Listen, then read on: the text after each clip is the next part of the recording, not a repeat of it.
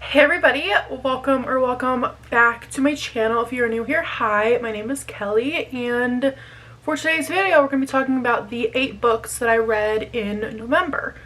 Now, 8 books doesn't seem like a lot to me. I feel like I've been reading actually a pretty decent amount of books, like anywhere from like 10, I feel like 10 is like 10 or 11 is what I read pretty much every month. But I read 8 books this month, mainly because I told you guys in my last video that I have been reading the Throne of Glass series by Sarah J. Maas, and that's pretty much all I read. I have some other books that I'm going to talk about as well, but yeah, let's just get into the books that I read in November.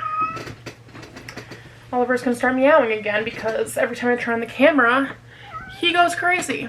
But let's get into it. Alright, so before I get into it, I'm going to crack open my Alani because I did not sleep well at all last night, so I needed the energy. I already had a cup of coffee, but simply is not enough. And this is my favorite Alani flavor. It's the cherry slush. So good. Des said well on here on the booktube community. She got me into these and I'm obsessed with them. They taste so good. They just taste like a cherry slushy, obviously. Cherry slush. Makes sense. So good. Cheers. Alright, so I started out the month continuing my Throne of Glass journey. So I read Heir of Fire. I gave this book 4.75 just because the beginning was a little bit slow, but I did round it up on Goodreads to a 5-star because I think it deserved it. I cannot say too much because you are like 4 books deep into the series, and I don't want to spoil it for anybody who has not read the series yet. All I want to say is please read it. It's so good. In this book, you are actually introduced to a couple new characters, and I love them, and I loved where the story was going. It was just such a good book. I really enjoyed it. 4.75. Then I took a little bit of a break. I like to have like palette cleansers in between the series. I don't know, if I feel like it makes me appreciate the books even more, if that's possible. And I don't know, I like to throw in some other books in there as well. So I picked up The Dead Romantics by Ashley Poston. So you are following Florence, that is her name, right? Yes. Florence, and she is a ghostwriter. I don't want to say too much on this as well because I did kind of go into this book blind, and I feel like that's why I loved it so much. I gave this book 4 stars only because the beginning was kind of boring, but like once I got like maybe like 30-ish% into the book, I actually flew through this. I think I read this book in like 2 days. Such a thin book, but I loved it. It was such a good read. It was so cute, and yeah, I love this author. She is a new auto-buy author for me. I read another one of her books that I will talk about in a little bit. But yeah, I gave this book 4 stars. Then I continued on with my Throne of Glass. So I read Queen of Shadows. I gave this book 5 stars. I think this book is my second favorite in the series. I tabbed the crap out of this book. I adored every single second of this book. The female main character of this series, I think she's my favorite character like ever. I'm not even kidding. I think her and Lily Calloway are pretty much tied for my favorite female character. The things that she does for the people that she cares about, it's so beautiful, and I gave this book 5 stars. I adored it. Can't say too much because spoilers, obviously. Let me know if you guys want me to do a video once I'm finished with Kingdom of Ash. I'm thinking of actually vlogging me reading Kingdom of Ash. And then at the end, I'll do like a spoiler section where I talk about my feelings about the Throne of Glass series. I actually think that's what I'm going to do this month. I have so many videos that I want to do for this month, like reading vlog-wise. Will I actually do them? I don't know, but I think that is one that I'm definitely going to be doing.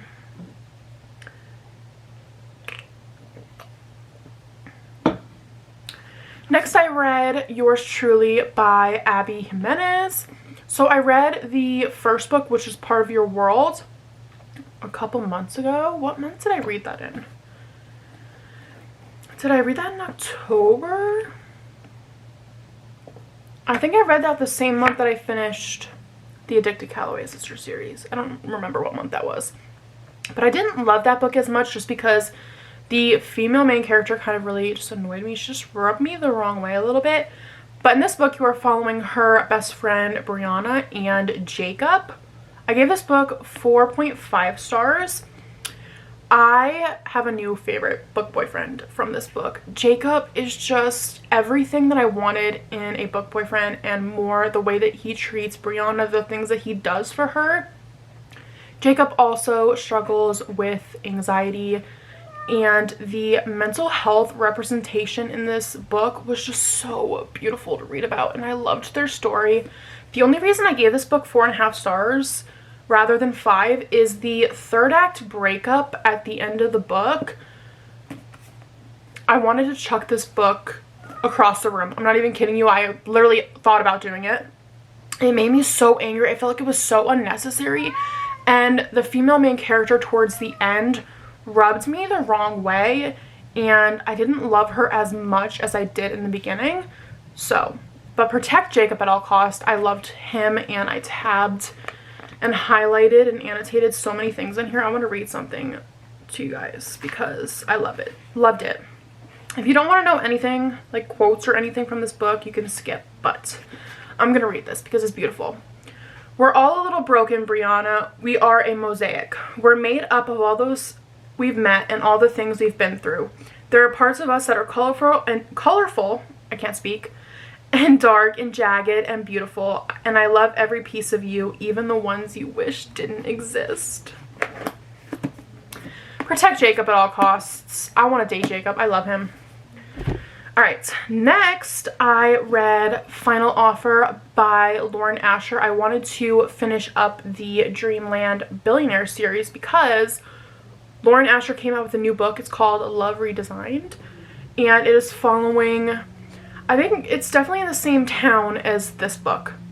So, and I think the characters that are in this one pop up in that one, so I wanted to finish this series off. It was also on my 23 books to read before the end of the year. So, I'm not really sure what I want to rate this book. I don't think it's my favorite in the series. I think my favorite one, it might be actually tied between this one and the fine print. I don't know. I just loved the couple and the main character of the fine print. I did not like the second book, Terms and Conditions. The female character was the best part of the book. I hated Declan. No offense to any Declan lovers out there. But he was just too grumpy for me, and he really just pissed me off. But anyways, you are following Cal and Alana, and their story was so beautiful and so heartbreaking at the same time. So Cal is actually an alcoholic, and so this series actually in general, you are following 3 brothers, and their grandfather ends up dying, and there's things that they need to do to get their inheritance from him. So that's what this book is following. Cal trying to sell this house, but it ends up that his ex-girlfriend is living there, and it goes from there. I loved this book. I love Cal, and Cal reminds me a little bit of Lauryn Hill. Just like a smidge. But I loved Cal. Alana annoyed me a little. Just a little bit. But I still loved her, and yeah, I really liked it. I'm really stuck on a rating. I think I'm going to give this 4.5. I think I was between 4.75 and 4.5, but I think I'm going to land on a 4.5. But this book might be tied with the fine print, which is confusing because I gave the fine print 5 stars. So, I don't know. I'm stuck on a rating. The point is, I really enjoyed this book, and I loved the series, minus the second book. But we'll ignore that. Then I read The 7-Year Slip by Ashley Poston, and I gave this book 5 million stars.